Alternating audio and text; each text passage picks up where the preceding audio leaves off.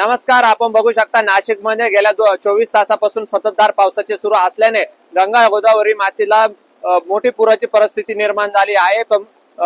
धरण क्षेत्रामध्ये पाणलोट क्षेत्रामध्ये पाण्याचा कायम ओघ चालू असल्याने धरण क्षेत्रामधून सकाळी 4,500 क्युसेस पाण्याचा विसर्ग करण्यात आला होता।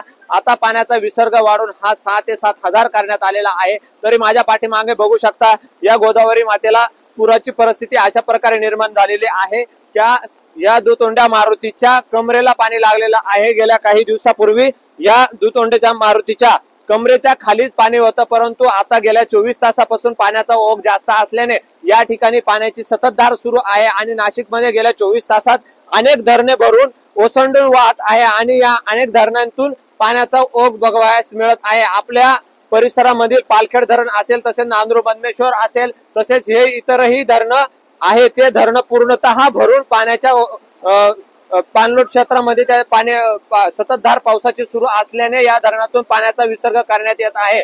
या परिसरामध्ये पाण्याचा कायम संततधार सुरू असल्याने नांदूर बदनेश्वर धरणातून देखील पाण्याचा विसर्ग तितकाच करण्यात येत आहे। हे धरणातून पाणी मराठवाड्याला जात असतं। मराठवाड्याच्या नाथसागर धरणामध्ये देखील या पाण्याचा प्रवाह पोहोचला आहे।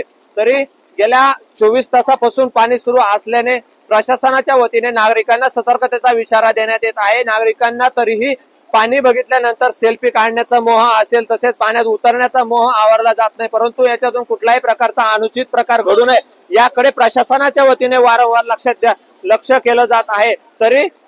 तरी याकडे नागरिकांनी देखील प्रशासनाच्या या भावना समजून घ्यावा आणि सतर्कतेने राहावे, तसेच पाण्यात उतरू नये। पाण्याचा प्रवाह जास्त असल्याने यानंतरही धरणातून पाण्याचा विसर्ग अजून होण्याची शक्यता आहे। पाणलोट क्षेत्रामध्ये संततधार पावसाची सुरू असल्याने या धरणातून तसेच नांदूर बदनेश्वर असेल या धरणातून कायमच पाण्याचा विसर्ग वाढवण्यात येत आहे। तरी नदीकाठच्या गावांच्या नागरिकांना देखील सतर्कतेचा इशारा देण्यात येत आहे, तसेच पर्यटकांना देखील सतर्कतेचा इशारा यावेळेस देण्यात येत आहे। कॅमेरा पर्सन गोरखसह अमोल जाधव, नवराष्ट्र, नाशिक।